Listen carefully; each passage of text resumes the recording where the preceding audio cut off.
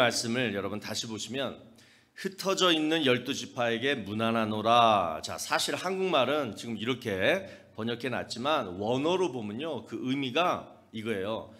흩어져 살아가는 형제들아, 지금 기쁩니까?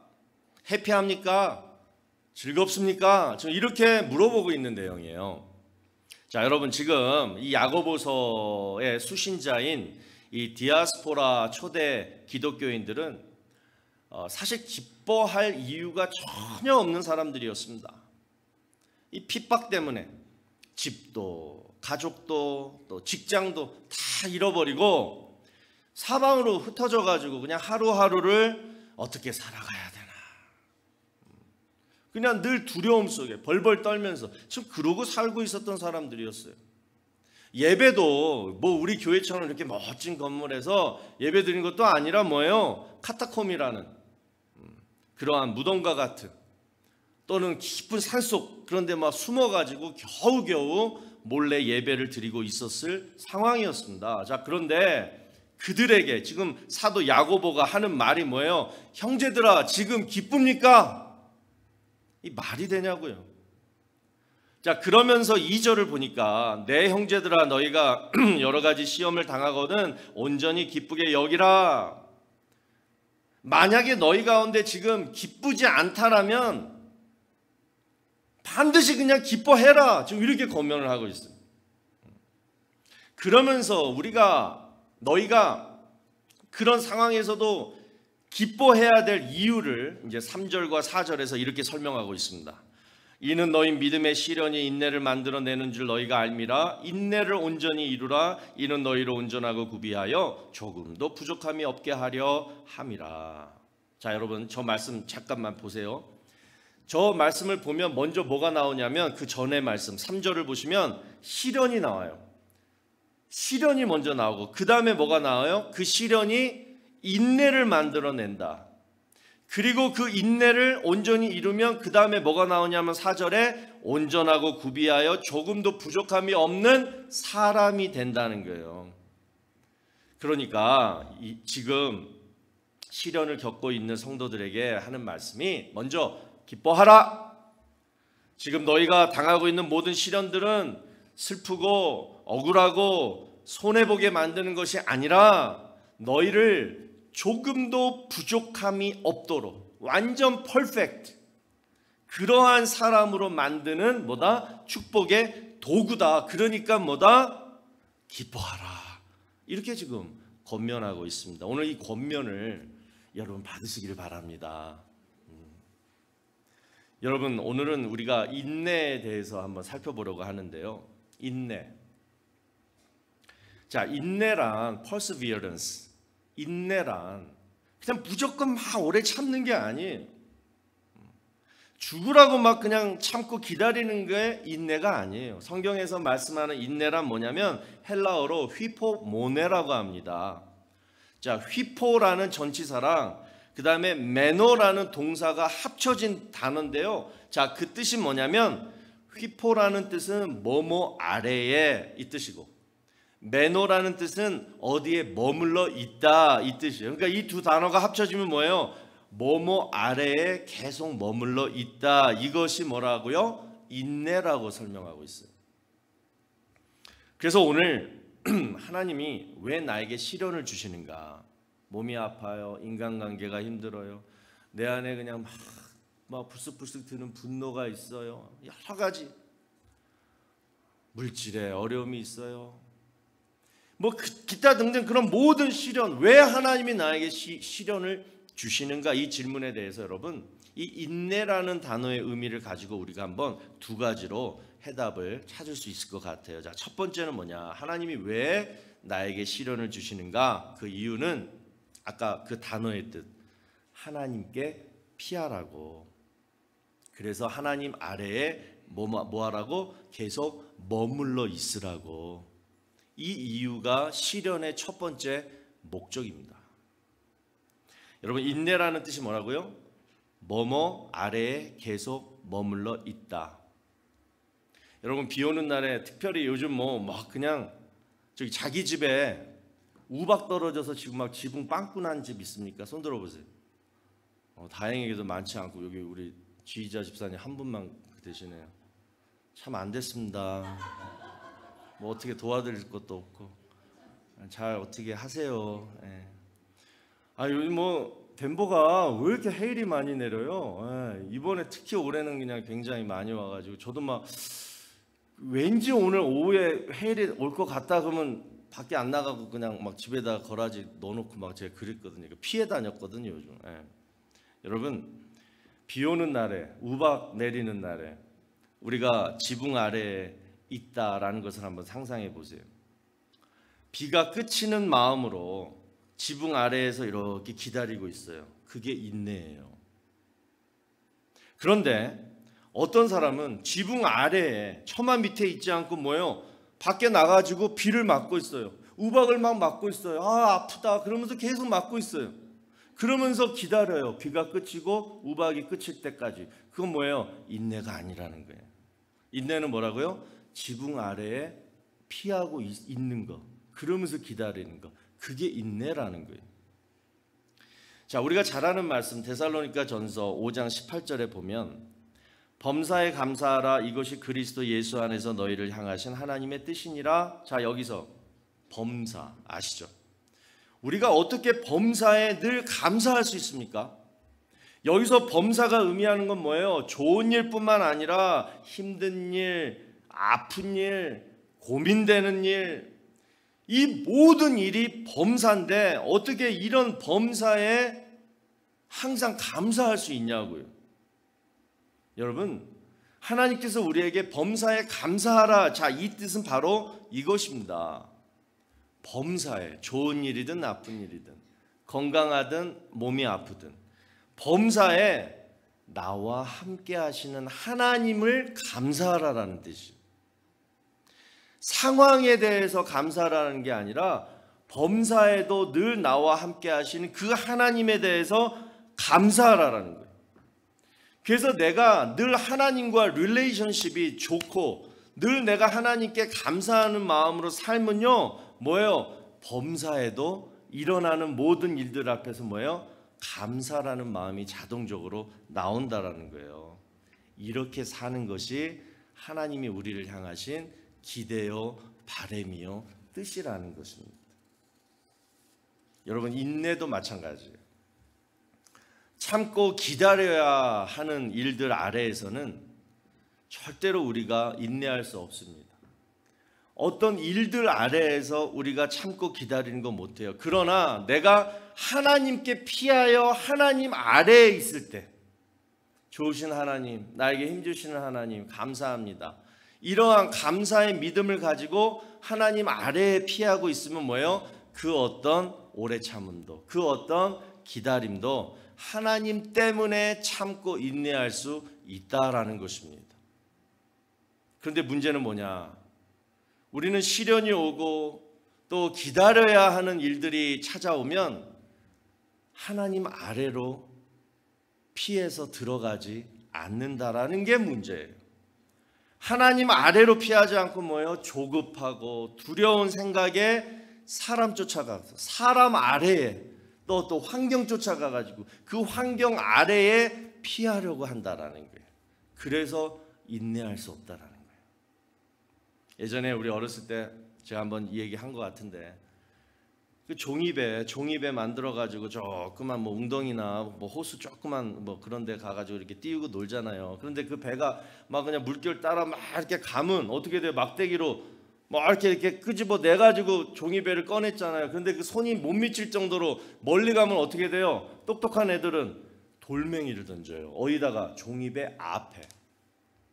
종이배를 건너서 돌을 딱 던지면 뭐예요? 그 물결 파문이 쫙 오게 하면서 그 종이배가 내 앞으로 쫙 오게 만든다라는 거죠. 여러분, 여기서 돌이 바로 하나님이 허락하신 시련인 줄로 믿으시기 바랍니다. 하나님께로 가까이 오게 하기 위해서 뭐예요? 하나님 가끔 우리 인생 앞에, 뒤에, 옆에 뭐예요? 돌이라는 시련을 막 던지실 때가 있다라는 거예요. 자, 그때 우리는 어떻게 해야 되느냐? 어떻게 해야 되느냐? 빨리 하나님께로 돌아오라는 거예요. 그러면 여러분 생각해 보세요. 하나님은 우리가 돌아오기를 바라서 시련이라는 돌을 던지셨는데 그것을 우리가 빨리 깨닫고 하나님께로 돌아왔다라면 자 보세요. 하나님이 던지신 시련이라는 돌은 그 다음 어떻게 되겠어요? 내가 시련을 겪고 아이고 하나님이 빨리 나 하나님께로 돌아오라는 신호구나. 그래서 정신 차리고 빨리 하나님께로 돌아왔다라면 이미 던져진 그 시련이라는 돌은 그 다음 어떻게 하겠냐고요? 어떻게 되겠어요? 하나님이 치워주시는 거예요. 치우시든가 아니면 뭐예요? 더 그걸로 좋게 만들어 주시든가. 이런 관점으로 지금 내가 겪고 있는 시련을 여러분 본다라면 모든 시련을 이 관점으로 하나님께 가까이 오라고 하나님이 던지신 시련이구나 이 관점으로 우리가 본다라면 우리는 충분히 뭐예요? 시험을 당해도 온전히 기뻐할 수 있다라는 거예요. 이 말씀대로 기쁘게 우리가 인내할 수 있다라는 거예요. 그래서 첫 번째 결론은 뭐냐? 모든 시련은 하나님이 허락하셨다. 모든 시련은 하나님께로 가까이 오라고 하나님이 던지신 돌멩이다. 내가 하나님께로 돌아오면 어떻게 된다? 그 시련은 하나님이 치워주시든가 아니면 그 시련이 오히려 축복으로 바꿔주시든가. 여러분 그것을 기대하는 마음으로 인내하시고 그리고 하나님께 이 시간 돌아오시는 저와 여러분 되기를 주의 이름으로 축원합니다. 그리고 두 번째로 하나님은 왜 우리에게 시련을 주시는가? 자, 4절 말씀을 다시 보시면 인내를 온전히 이루라. 이는 너희로 온전하고 구비하여 조금도 부족함이 없게 하려 함이라. 온전하고 구비하여 조금도 부족함이 없게 하기 위함이 두 번째 시련의 목적이라는 것입니다.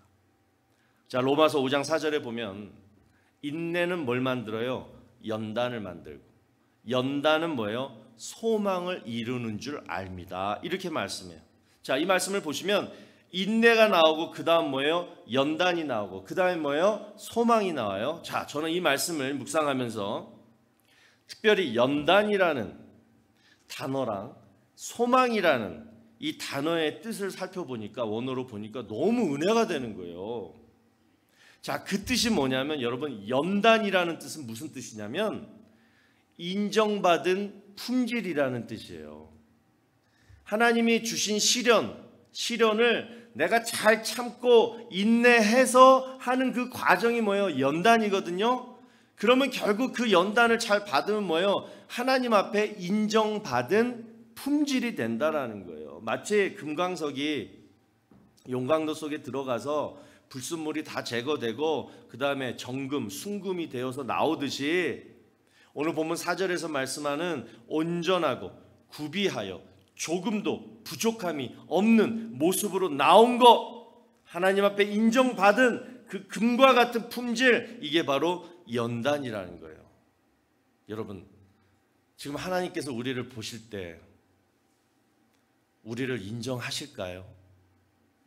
너는 정말 마음에 들어. 넌 정말 내가 사랑하는, 내가 인정하는 나의 종이야. 그러한 인정받은 품질이 여러분 된다라고 생각하십니까? 그건 뭘 통해서요? 연단을 통해서 이루어진다라는 거예요. 그 다음 소망이 무슨 뜻이냐? 하나님 앞에 인정을 받았으면 연단 다음에 뭐라고요? 소망이 나오잖아요.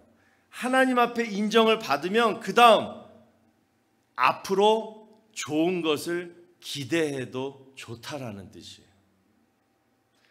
그러니까 연단하고 소망은 함께 가는 거예요. 하나님께 인정받으면 앞으로 내 삶은 좋은 것을 기대해도 된다라는 거예요. 할렐루야. 그게 믿음인 거예요. 내가 이번에 시련 앞에서 하나님 앞에 연단 잘 받고 지금 인내하면서 잘 참고 있는 여러분, 그렇다라면 하나님 앞에 여러분이 인정만 받으신다라면 앞으로 여러분 인생에 대해서 소망을 가지셔도 된다라는 거예요. 그게 믿음이에요. 여러분 지금 여러분의 소망이 뭡니까?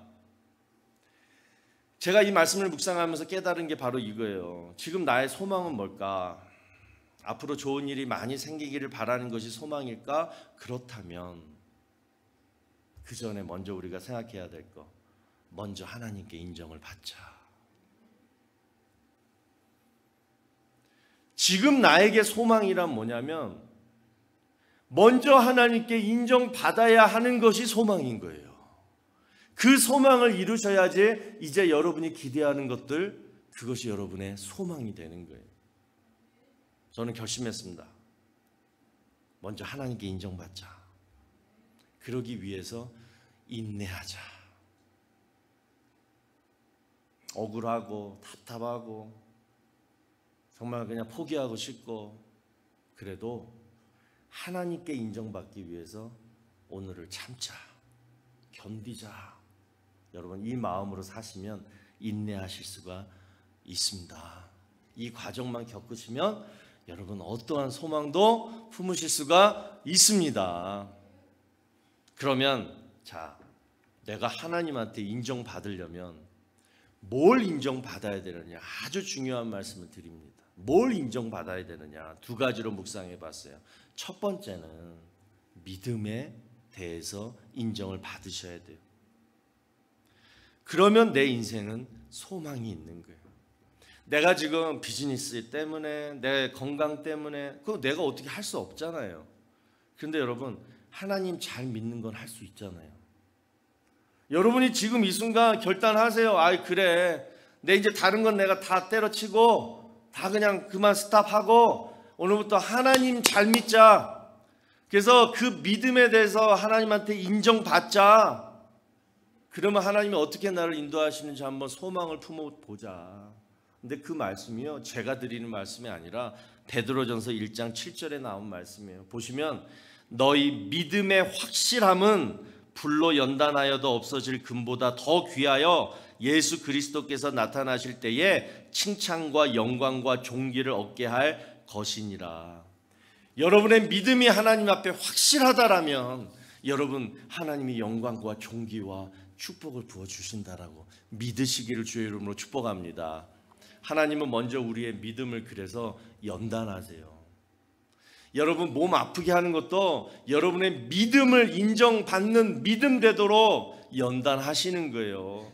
여러분의 믿음이 단단한 순금보다 더 귀하고 깨끗하고 순수하고 딱딱한 그러한 믿음 되기를 바라셔가지고 여러분 지금 시련 받는 거예요. 두 번째, 하나님이 인정하시는 건 뭐냐? 뭘 인정하고 계시고 싶으시냐면 바로 우리의 성숙한 인격, 성품을 인정하고 싶어 하시는 거예요. 첫 번째 뭐라고요? 믿음. 두 번째는 성품. 고린도전서 13장에 하나님이 사랑이란, 그러면서 뭐라고 말씀하냐면 4절하고 7절에 사랑이라는 성품, 참 좋은 성품 아니에요? 최고의 성품이잖아요. 근데 그 성품은 오래 참고 또 모든 것을 참고 모든 것을 견디느니라 라고 말씀하고 있어요. 그러니까 하나님이 인정하시는 성품은 뭐냐? 그냥 안 생긴다라는 거예요. 뭐예요? 오래 참는 만큼, 시련을 당하는 만큼, 내가 억울해도, 내가 정말 그 사람 꼴보기 싫어도 그래도 당해야 하면서, 그러면서도 내가 그냥 계속 어쩔 때는 울 때도 있고 어쩔 때는 마음 아파서 힘들어 할 때도 있고, 그런데 그러한 시간들이 결국은 뭐예요? 하나님이 인정하시는 성숙한 인격, 성품을 만들어 주신다라는 것입니다. 자, 그러면 하나님이 인정하시는 믿음, 또 하나님이 인정하시는 성품을 갖기 위해서 우리는 어떻게 해야 되느냐? 좀 더 구체적으로 한 가지만 더 말씀드리면, 하나님의 말씀이 여러분 브레인 또는 하트, 여러분의 머리와 가슴 속에 계속 하나님의 말씀이 쉬지 않고 흘러야 돼요. 그 이유를 제가 말씀해 볼게요. 여러분, 금광석이 용광로에 들어가서 불순물이 빠지고 결국 순금이 되어서 이렇게 나오는 과정, 그 과정 속에는 꼭 필요한 게 있어요. 뭐가 필요해요? 뭐가 필요해요? 에? 뜨거운 불이 필요하잖아요. 포항 제철 가보세요. 그 용광로 막 뜨거운 불이 금광석을 순금으로 바꿔주잖아요. 여러분이 믿음 생기려고 그러고 여러분 정말 들어온 그 성품이 정말 성숙한 성품으로 바뀌려면 뭐예요? 우리 안에 뜨거운 불이 있어야 돼요. 근데 그 불은 하나님이 어떻게 주시느냐? 하나님의 말씀 속으로, 하나님의 말씀을 통해서 임한다라는 거예요. 우리가 평소에 착각하는 게 있어요. 고난과 시련이 나를 연단한다. 이런 말 자주 듣죠. 고난과 시련이 나를 연단시킨다. 아니에요. 고난과 시련만 있으면 여러분 우리는 지 아무리 훌륭해도 넘어지고 쓰러지고 망해요. 너무 고난과 시련이 힘들어서 하나님 떠나요. 어떻게 고난과 시련이 우리를 연단시켜 가지고 우리가 하나님의 자녀로 훌륭하게 돼요? 택도 없습니다. 고난과 시련을 통해서 뭐예요? 하나님의 말씀으로 연단받게 하시는 거예요. 하나님의 말씀대로 내가 좀 더 거룩해져야 되고 좀 더 겸손해져야 되고 좀 더 순수해져야 되고 진실해지라고 뭐예요? 하나님의 말씀으로 인도하는 뭐예요? 나를 아프게 하는 고난과 시련이 임하는 거예요.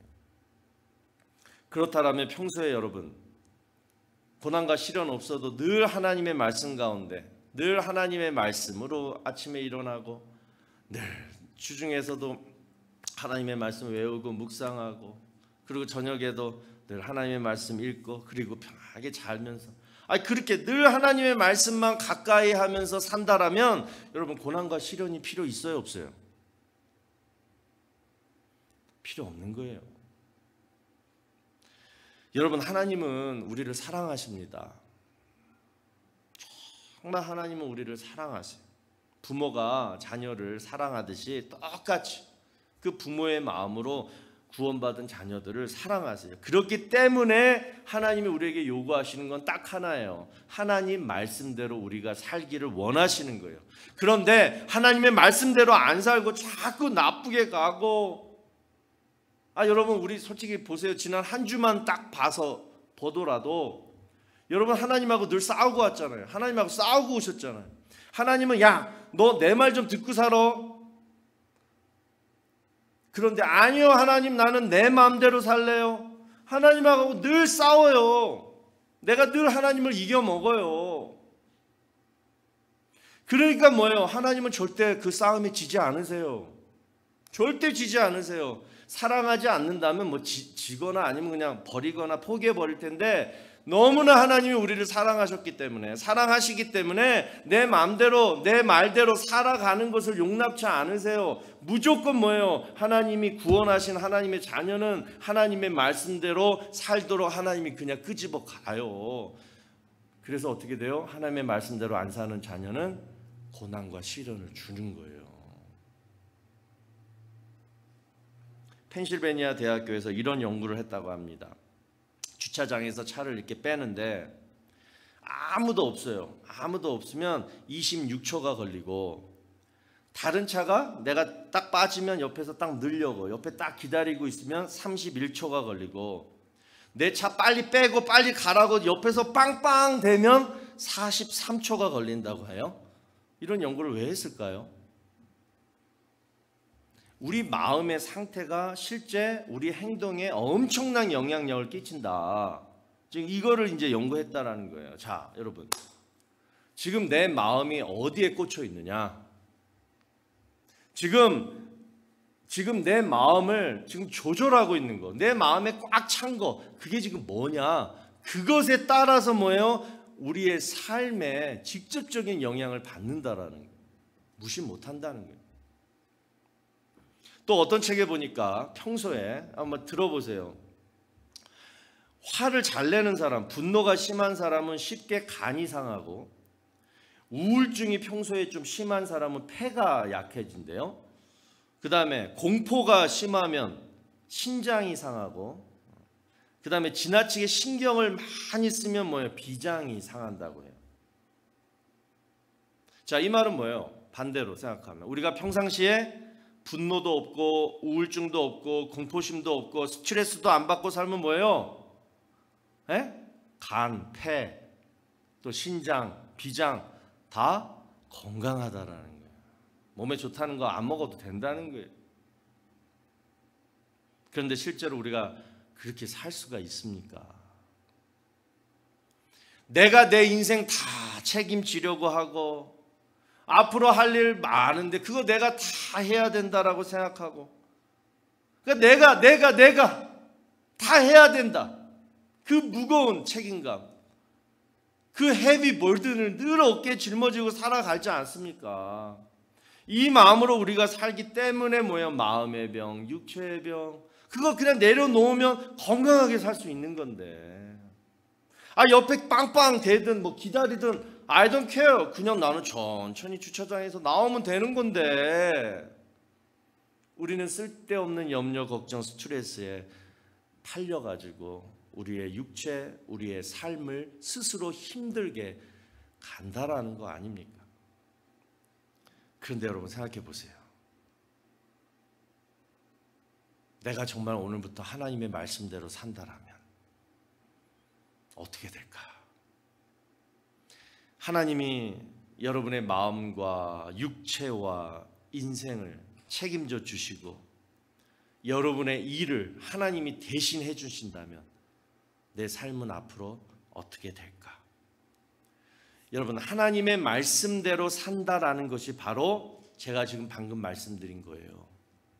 내가 하나님의 말씀대로 산다라는 것은 하나님이 내 인생 책임져 주시고 내가 할 일 하나님이 알아서 해 주신다라는 얘기예요. 여러분 우리가 오늘부터 그렇게 산다라면 정말 내 인생 진짜 변하지 않겠냐고요. 솔직히 말해서 여러분 내가 지금 열심히 살고 또 내가 뭔가를 해서 지금 뭐 먹고 사는 줄 아는데 아니에요. 우리가 말씀대로 안 살아도 하나님은 우리를 먹여주시고 하나님은 우리를 늘 함께 하시면서 우리의 인생을 책임져 주시거든요.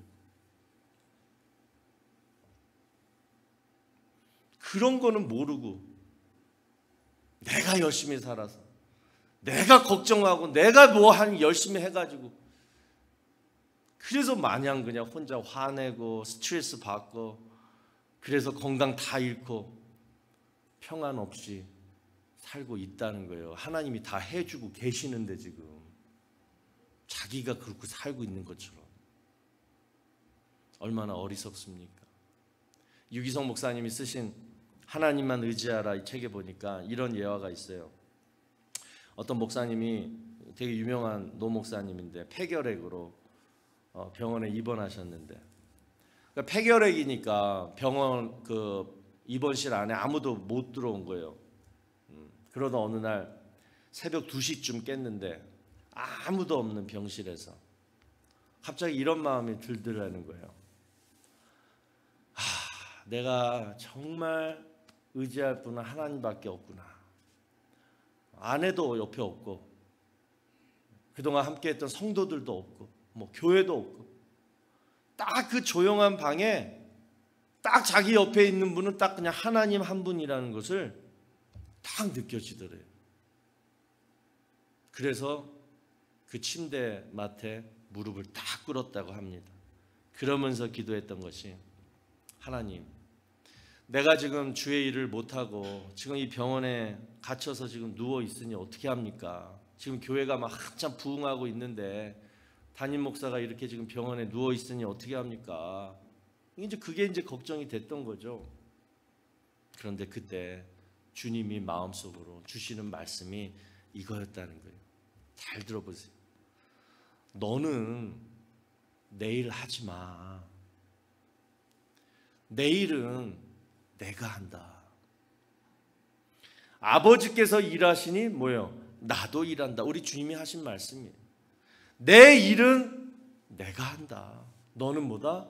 예수만 가득 채워라. 그날 그 목사님이요 그 말씀을 듣고 두려웠던 마음, 또 섭섭했던 마음, 또 걱정하고 염려했던 마음 다 다 우리 주님께 맡기고 몸이 완전히 회복될 때까지 1년 동안 그 병원에서 요양하면서 오직 그냥 말씀만 읽고 예수만 마음에 채웠대요. 그런데 교회는 담임 목사가 없는데 더 부흥하고 성장했더라는 거예요. 하나님 일을 하신 거예요. 그냥. 여러분 정말 권면해 드립니다. 여러분의 삶을 하나님께 맡기십시오. 여러분의 삶이 하나님의 일이에요.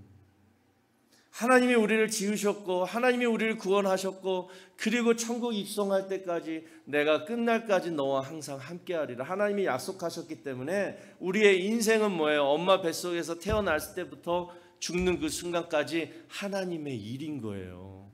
하나님의 일을 왜 여러분이 혼자 다 하시려고 해요?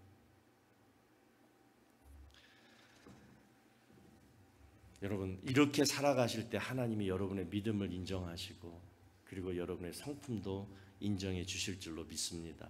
잠언 3장 6절에 너는 범사의 그를 인정하라 그리하면 내 길을 지도하시리라. 우리 다 같이 다시 한번 읽습니다. 시작.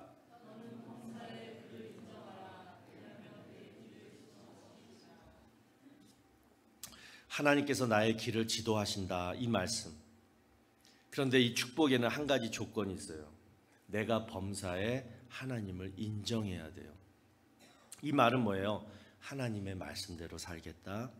하나님이 내 일을 하시도록 내 인생을 책임지시도록 내 인생을 하나님 마음대로 하시도록 나는 물러나 있겠다. 이 말씀으로 들으시고 자 오늘부터 우리 실현을 통해서 하나님이 인정하시는 믿음, 하나님이 인정하시는 성품을 갖추기 위해서 우리 하나님 말씀대로 살아가시는 우리 모두가 되기를 주의 이름으로 축원합니다.